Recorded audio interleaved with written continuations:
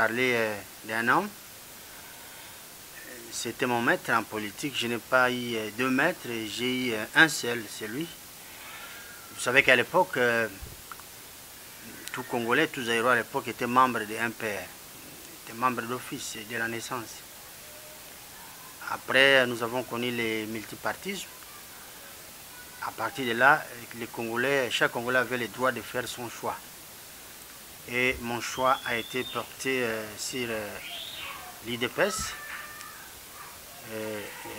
Je suis allé aux côtés de le défunt Etienne Tshisekedi. À cette époque-là, c'était un directoire. Mais après, les choses ont évolué. Les statuts ont été changés, modifiés plutôt. Et l'IDPS s'est retrouvé avec à sa tête un président national. Et c'était la personne d'Etienne Tshisekedi à l'époque. Et j'ai fait ma prise d'armes dans l'IDPS. J'ai grimpé, j'étais d'abord simple combattant. Et puis j'ai eu à grimper les échelons jusqu'à atteindre la plus grande responsabilité au niveau de l'extérieur sur la hiérarchie de ces partis-là. J'étais représentant de l'IDPS, mais j'avais un privilège, représentant de l'IDPS en Suisse, mais également un représentant personnel de M. Tshisekedi, qui était le président national, qui m'a aussi confié beaucoup de missions. J'ai eu sous ma responsabilité l'IDPS Italie, après le décès de notre collègue à l'époque, Ramazani Molondani. Et puis, il m'a confié beaucoup de missions à Londres, partout dans le monde. Aujourd'hui, nous sommes en train de parler d'un homme. C'est un anniversaire, c'est vrai, c'est un anniversaire douloureux. Parce que c'est le 3e anniversaire depuis que nous avons perdu vaillant combattant. Et cette journée remet en surface tous les souvenirs que j'ai connus au temps où je vivais avec cet homme-là qui m'a beaucoup appris, qui m'a mis au contact de avec beaucoup d'hommes politiques. J'ai raconté Mandela Brazzaville, je faisais ce que je fais aujourd'hui dans le domaine de la presse. Je l'ai aperçu de loin parce que je devais faire un reportage. Mais le voir comme ça, discuter avec lui, c'est grâce à M. Tshisekedi que j'ai eu à le faire. Il m'avait confié une mission, je suis allé vers lui. Ça, c'est entre autres. Mais son absence pèse et il nous manque tous. À la famille, parce que je faisais partie de la famille. Le chef de l'État actuel, qui est aussi son fils biologique, le sait. Il sait comment, à Leven, nous nous sommes retrouvés une soirée seuls. J'étais l'unique représentant. Nous avons eu à dîner ensemble avec lui. Maman Marthe, que je salue, et toute la famille, les enfants et les petits-fils. L'actuel président est là. Et puis, j'ai eu ce privilège de me retirer avec lui dans les bibliothèques qui étaient mises à sa disposition. On était seulement à 2 en train de parler du pays. Il a laissé sa famille à côté et nous sommes allés nous mettre à côté. Vous imaginez cette ambiance-là? Quelqu'un qui laisse de côté sa famille. Et à 2, nous nous sommes retrouvés. Pourtant, c'était une soirée familiale parce qu'il n'avait pas le privilège de voir ses enfants, ses petits-enfants à tout moment. Il y a plein de souvenirs. Et si vous permettez, je vais étendre je vais m'étendre dans le passé pour évoquer quelques-uns. Je me vois encore avec lui en Italie, que cela ne choque pas les gens, que ça ne fasse pas aussi des jaloux. Nous avions un problème à résoudre lorsqu'il est venu chez moi, parce qu'il m'a rendu cet honneur-là. Il est resté chez moi pendant des semaines en Suisse et à Lausanne. Quand j'ai dit chez moi, c'est quoi? Lorsqu'on reçoit les chefs, il n'était pas compliqué. C'était un homme simple. Lorsque je l'ai reçu chez moi, j'avais un grand espace. Je lui ai pris un hôtel 5 étoiles. Il m'a dit, là j'irai seulement dormir. Toute ma journée, je passe ici, je reçois les gens ici, vous organisez ma journée. Donc on était avec lui, il venait, je partais les chercher à 10h, 9h30, 10h, il venait, il déjeunait, il mangeait avec nous. Et puis je l'ai ramené à l'hôtel à 1h du matin. Donc c'est un homme qui n'était pas compliqué. Il mangeait ce que nous on mangeait. Et lorsqu'il y a eu un couac à l'aéroport de Genève, parce que mon collègue, et puis là je l'ai dit tout de suite, qui n'avait pas été au rendez-vous, qui n'avait pas envoyé les billets pour que le président puisse prendre le vol et arriver à temps, parce qu'il devait être reçu à la fois par les rois belges et les rois et les premiers ministres. Après, lorsque j'ai compris que la Belgique avait failli, j'ai arrêté l'avion. J'ai dit que ce vol-là ne part pas si M. Tshisekedi et sa suite ne sont pas à bord. Et je l'ai fait, j'ai mis mon réseau en branle. Nous avons stoppé l'avion. Nous avons fait toutes les démarches nécessaires et il est parti, il est arrivé à temps. Ce soir-là, il a été reçu par les rois et puis par le Premier ministre par la suite. Après, il me fait venir en Italie comme un père de famille. Parce que vous savez, maman Marthe, c'est notre maman. C'est une maman qui n'a pas sa langue dans la poche. Hein. Elle dit, quand elle voit tout de suite quelque chose ne va pas, elle vous dit non. Moi, je me souviens, dans certaines réunions, nous disions non, besoin mon attaque papa la bino alembi, bokatana nous réunions papa que nous paiement. Ça, c'est maman Marthe. Alors, quand elle avait vu ça à l'aéroport de Genève, elle avait quand même des mots à se dire pour les représentants que j'étais. Pas trop dire, hein. C'est des inquiétudes. Non, j'ai dit bien, je pèse les mots. Elle a reproché. Papa, pourquoi on a séjourné chez vous? Pourquoi ça? Pourquoi vous faites traîner votre papa? Et là, je vois les défunts qui foudroient maman Marthe d'un regard terrible. Et puis ne dit rien. Moi, j'ai dit, maman, les Missabichou sont partis. Mission accomplie, malgré le peu de retard. Après, il m'appelle. Après son séjour en Belgique, il va en Italie, il me dit, un représentant descend ici. J'arrive, je l'ai trouvé dans une salle en train de faire son discours. Il s'adressait à la population. Je suis arrivé dans la salle, après la salle, je l'ai salué. Il dit, on va à l'hôtel ensemble. On a fait un long cortège, nous sommes arrivés. C'était autour de 13h, il monte directement à sa chambre, c'est son épouse. C'était une grande suite. Après, il envoie Louyeyi, Norbert Louyeyi, il est encore en vie. Il dit, va me chercher un représentant. Et Louyeyi venait en courant, représentant, il est où? J'arrive là, qu'est-ce qui se passe? Non, le président vous cherche. On est remonté, on a pris l'ascenseur. On arrive, c'était une suite spacieuse, hein, 5 étoiles. Grand salon, des chambres, des pièces. Il a laissé la porte entrouverte. Il dit, il est là, représentant. J'ai dit, je suis là, monsieur le président. Il dit, venez, n'ayez pas peur, venez. Donc, je suis rentré dans l'intimité. Sa femme habillée, lui également habillé, il me dit, asseyez-vous. Il dit à ma maman, demandez à votre fils pardon. Vous imaginez quel type d'individu était cet homme-là? Un homme impartial. Il dit, vous savez, vous lui avez mal parlé à Genève, à l'aéroport ce jour-là, je n'ai pas oublié. Et je me tourne vers maman Marthe, je dis, maman, vous êtes notre maman. Nous sommes les enfants. Ces petits manquements, ces retards-là, c'est dû au mauvais comportement des enfants. C'est nous. C'est à nous de vous présenter les excuses. Tout ce qu'on avait fait, c'était de réparer. Parce qu'en fait, mon collègue devait envoyer les billets. Parce que moi, j'avais payé les billets. Avec mon propre, je le faisais d'ailleurs.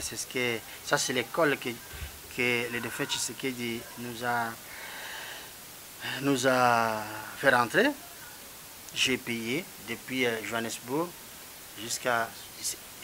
je dis bien que c'était de mes propres responsabilités, de ma propre volonté. Ce n'était pas une obligation. Je l'ai fait parce qu'au sein de l'IDPS, on nous a appris à prendre ses responsabilités. Je l'ai fait. Et tout le monde n'avait pas les mêmes capacités financières que moi. Bon, il y a aussi des gens qui faisaient plus que moi. Mais ce jour-là, aucun représentant ne voulait pas le faire venir parce que c'était loin. Moi, j'ai pris mes responsabilités, je l'ai fait venir, lui et toute sa suite. Maintenant, il restait aux autres de pouvoir les prendre. Si vous voulez qu'ils viennent en Belgique, c'est à vous d'envoyer les billets. Maintenant, ils n'ont pas fait. Ils m'ont dit qu'allez seulement à l'aéroport, on envoie les billets, on va vous donner. Et ça, ma maman n'était pas content. Mais moi, j'avais réussi ma mission parce que j'avais dit au directeur de l'aéroport que cet avion ne part pas. Parce que la Suisse, c'est un peu ma deuxième patrie. Je suis un enfant chéri là-bas. J'ai dit, ça ne part pas, l'avion n'est pas parti.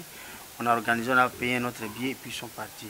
Donc, c'est pour vous dire qu'à côté de cet homme-là, non seulement que j'ai beaucoup appris, mais j'ai beaucoup réussi. L'affection, il m'a formé et il m'a conseillé. Hein? Il m'a introduit dans des grands milliers. Donc, je peux vous parler de tout ce qu'on a vécu ensemble aujourd'hui, qui constitue des souvenirs. Et je pense que vous n'aurez même pas de l'espace pour mettre...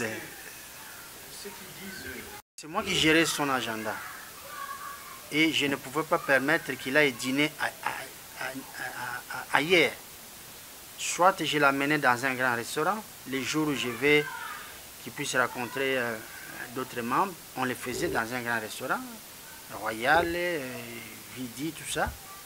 Et un jour, moi j'étais représentant, et puis le président du comité fédéral, M. Jean Kadima, qui était d'abord mon adjoint lorsque j'étais président de la section de Vaud élargie à Neuchâtel, Genève. Il insiste tellement, il dit, je vais avoir l'honneur de vous accueillir chez moi, marié à une Espagnole. Le président me dit, accepte. Nous entrons, je l'accompagne un soir à 20h. J'ai trouvé nos frères du Kasaï, du Grand Kasaï qui étaient là. N'oubliez pas que moi je fais partie du Grand Kasaï, mais ce n'est pas ça, nous avons toujours roulé pour le pays. On arrive là, on lui parle à Chilouba, il se fâche. Il dit, qu'est-ce que c'est? Vous voyez, je suis là en mission, je suis venu pour tout le monde. C'est vrai, si vous voulez me parler, j'ai une origine. Si vous voulez me parler, vous le faites en aparté quand on est à deux. C'est pas comme ça. Il dit, si vous faites ça, je descends, je pars. Il demande des excuses et puis nous sommes restés. Non seulement il n'était pas tribaliste, mais c'est un homme qui faisait attention à tout le monde. Mais son défaut, il voulait que tous nous puissions exceller. Il accordait sa confiance à celui qui travaillait beaucoup, à celui qui aimait le travail. Pour lui, il n'y avait pas question de clientélisme, ça n'existait pas chez cet homme-là. Je suis désolé parce que la tradition africaine, congolaise, où l'homme tout court a toujours tendance à parler du bien à quelqu'un lorsqu'il est parti. Mais aujourd'hui, je suis en train d'évoquer les souvenirs que moi j'ai vécu à côté de cet homme-là. Il m'avait accepté comme un fils. Et moi, avec lui, il y avait un côté papa, un côté président. Maman Marthe qui est là, qui est notre maman tous, laissée. D'ailleurs, je ne m'empêchais pas d'aller les rendre visite chez lui, ici à Kinshasa. Je partais souvent. Parce que vous avez quelqu'un qui arrive, ses passeports, pour lui, tout ça, c'est vous qui l'avez. Son dossier médical, il vous le confie. Moi, je l'ai fait soigner une fois à Genève, une fois à Lausanne dans un cabinet privé. Donc, il ne vous dit pas que non, j'ai peur parce que...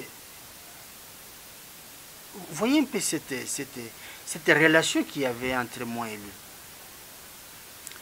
Donc, je vais à Sun City et c'est lui qui va m'adresser une invitation. Ça, Denis Kimwana, Naké avec un ami qui est toujours représentant de l'IDPS en Afrique du Sud, laissé. Mon invitation, c'est Tshisekedi qui l'a effectué, qui l'a rédigé. Il m'invite de manière personnelle. Et puis les gens savent comment il me traitait. Il avait un cortège officiel. Un jour, on quitte la grande salle. Il fait quelques mètres, peut-être 100 mètres. Tout le monde prenait le bus. Hein. J'ai dit bien, tout le monde prenait le bus. Tout celui que vous avez entendu aller à Sun City, il prenait le bus. Mais lui, il avait un cortège officiel que le gouverneur lui avait cédé. Que ce soit Jean-Pierre Bemba, que ce soit tout le monde prenait le bus. Et vous savez, une fois, il arrête son cortège. Il dit, va m'appeler le représentant Michel. Et l'homme qui était là, j'ai oublié son nom, c'était l'assistant qui était parti avec lui. Après, il est revenu. Il se mettait à crier en route, Michel, Michel. Je dis, quoi, représentant Michel? Qu'est-ce qui se passe? Ne pose pas de questions. Les motards, on a bloqué la voie. Bon? Oui, on bloque la voie. Je crois que Valentin Moubak peut témoigner tout cela, que j'ai sali d'ailleurs parce que c'est un vrai compagnon d'élite de M. Tshisekedi. Lui, lorsque Valentin parlait, Tshisekedi écoutait. Ça, c'est vraiment le pire produit de M. Tshisekedi. Alors, c'est comme ça, c'était notre relation. À midi, on mangeait ensemble, en équipe. Donc, j'ai plein de souvenirs. Dans ma tête, je le vois encore en vie. Mais en réalité, comme ça, c'est comme si il était encore là. Mais puis quand je me rends compte la réalité, j'ai dit, bon, il est parti. Mais au moins, il nous a formés. Ça, c'est l'héritage qu'il nous a laissé. Cet héritage-là, je le dis à tout le monde, il faut le porter haut et fort. C'est pourquoi là où est Félix sort, le président Félix Antoine Tshisekedi sort de cette école-là. Ce n'est pas parce qu'il est le fils à papa. C'est quelqu'un qui a été formé. Ça, je le reconnais parce qu'il venait en Suisse comme combattant. Il ne venait pas comme un fils à papa. Je me souviens une fois, il est venu dans une réunion, j'avais convoqué tous les représentants. Parce que moi, je louais, je prenais un hôtel. Donc, ce qu'on appelle chez nous les mots va revenir. Je prenais comme ça pour tout le monde. Et puis, une auberge. Et lui, il me dit, président, je vais dormir dans l'auberge comme tout le monde. J'ai dit, non. Président, à tout seigneur, à tout honneur, je ne vous laisse pas dans l'auberge. Même si on est en Europe, on ne sait jamais. Vous êtes mon invité, vous êtes venu travailler, vous travaillez avec nous. Mais vous, je vous amène dans un hôtel. Et le président, le chef d'État, Félix Tshisekedi, aussi, il a hérité quelque chose de son père, Etienne Tshisekedi, parce qu'il n'était pas exigeant. Si vous avez l'opportunité, moi j'ai eu cette opportunité, parce que quand je l'accueillais chez moi aussi en famille, parce qu'il fallait quand même rendre ce que moi je recevais de son père, qui était mon président. Et lorsqu'il venait à la maison, maintenant, il n'était pas exigeant.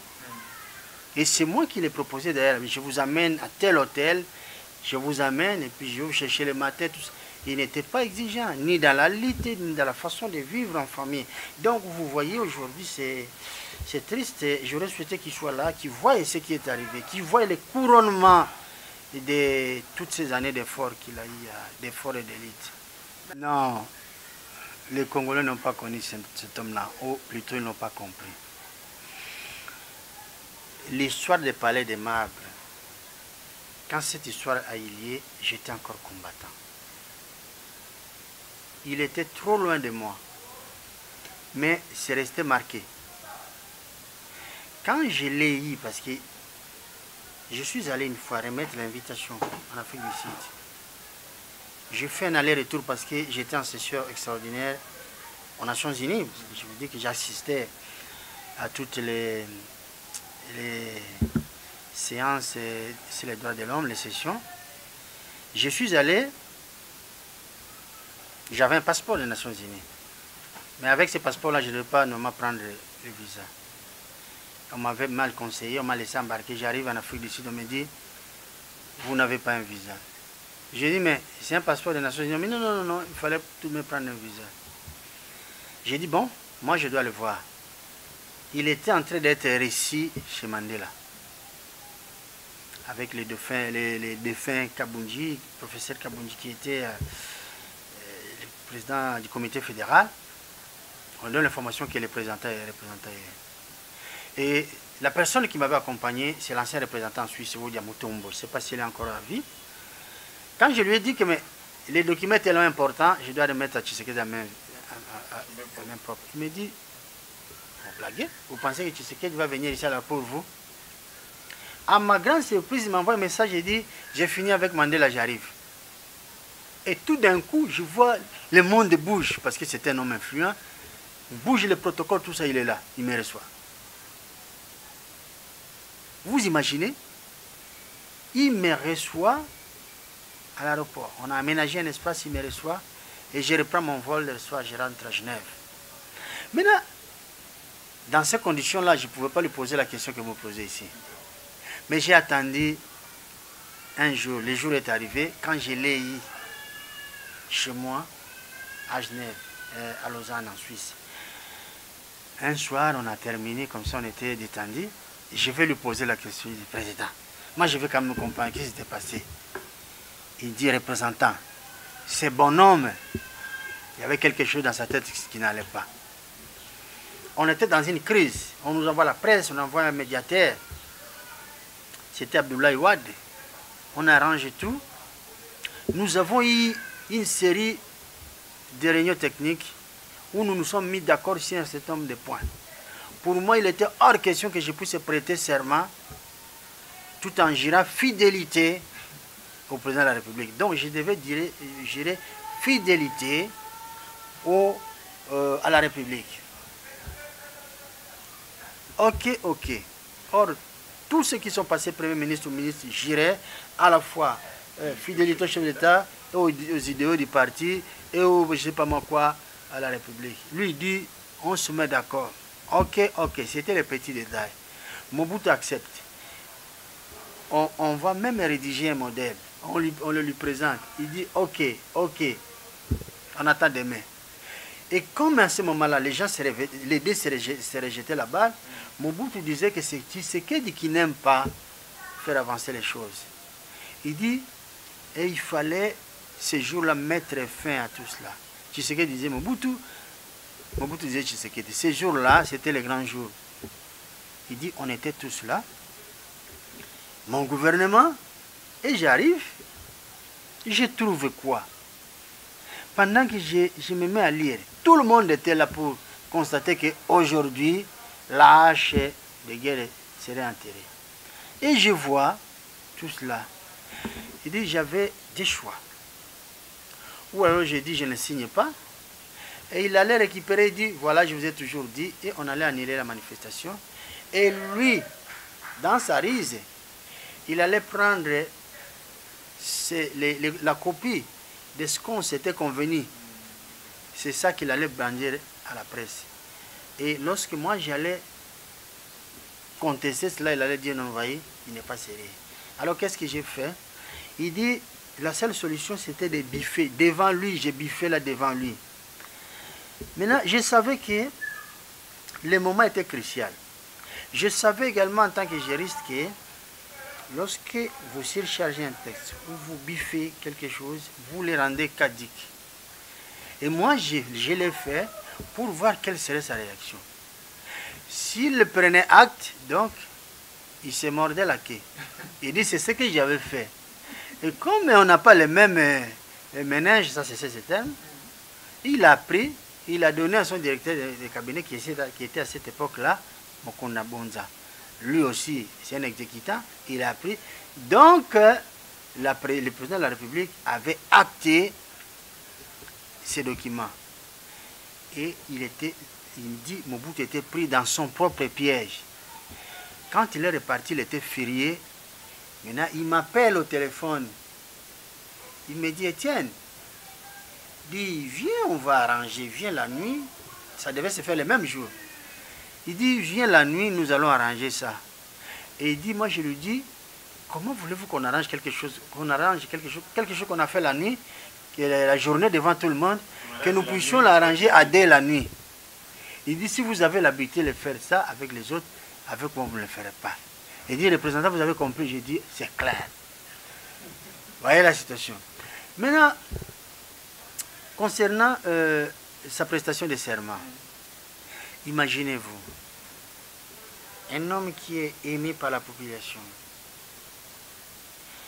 un homme dont les résultats donnés gagnants. Je parle de l'élection de présidentielle de 2011. Il y avait 11 candidats.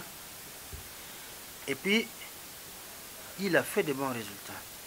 Il est aimé par la population. Les résultats lui donnent gagnant. Et puis, vous détournez cette victoire. Mais à la place de quelqu'un d'autre, si c'était les autres, ils prenaient des armes. Parce que c'est un homme qui était côtoyé même par des généraux, qui était côtoyé par tout le monde, l'armée, la police, c'est nous qui connaissons cela. Même les services de sécurité et les renseignements de sécurité. Quelqu'un d'autre à sa place, il prenait les armes. Vous voyez ceux qui font beaucoup de bruit là, c'est parce qu'ils n'ont pas ça. Ils n'ont pas ce que Tshisekedi avait. Quand on nous a joué un mauvais coup en Afrique du Sud, nous étions dans une réunion, tout le monde lui avait demandé, nous lui avions presque acquilé de prendre les armes. Mes collègues Moubake, Madame F. Basaïba, qui aujourd'hui, dont je salue d'ailleurs, qui aujourd'hui est aux côtés du président Jean-Pierre Bemba, président de MLC, nous sommes nombreux, nous connaissons cette journée-là chaude où on lui a dit, Président, ici on est en train de primer ceux qui ont pris les armes. Mais nous qui menons une élite pacifique, on ne veut pas nous primer. Vous voyez, j'ai été représentant. Je connais beaucoup de choses. Beaucoup sur ces pays. Je connais beaucoup de vérités. C'est pourquoi l'ancien chef de l'État, Joseph Kabila, pensait que j'étais trop dur avec lui. Non, je voulais son bien. Mais aujourd'hui, nous ne sommes pas là pour parler de vous. Soyez là où vous êtes, soyez tranquille, nous allons vous sécuriser. Mais nous parlons d'un homme que vous avez combattu et qui est parti dans les remords, dont le corps aujourd'hui traîne en Europe, alors qu'il y a de l'espace ici au Congo qui peut l'accueillir. Mais alors, je dis bien, à la suite de cette victoire, que les caches a remporté avec votre fils, le fils de Etienne Tshisekedi, qui est aujourd'hui notre président, et qui est arrivé à l'aboutissement de cette lutte-là. Aux côtés de lui, vous avez des valeureux fils et filles du pays, dont le président Vital Kamerhe, qui est président du FC, mais qui est le directeur INC, pardon, qui est aujourd'hui directeur de cabinet, qu'il assume avec beaucoup de compétences. Il est temps aujourd'hui que la dépouille de Etienne Tshisekedi rentre, afin que nous puissions faire le deuil de cet homme-là. Cet homme que nous avons connu. Nous ne les plairons pas de la même manière que les gens qui les plairent dans la rue, ceux qui l'ont connu de loin. Nous avons vécu avec lui, nous avons mangé avec lui, on a été côte à côte, on a fait beaucoup de choses ensemble pour la République. Nous voulons lui rendre hommage afin de l'accompagner dans la terre de ses ancêtres. Voilà l'essence de cette journée d'aujourd'hui. C'est vraiment un cri d'alarme. Je ne voulais pas parler de tout cela, mais c'est pour la première fois que je l'ai fait.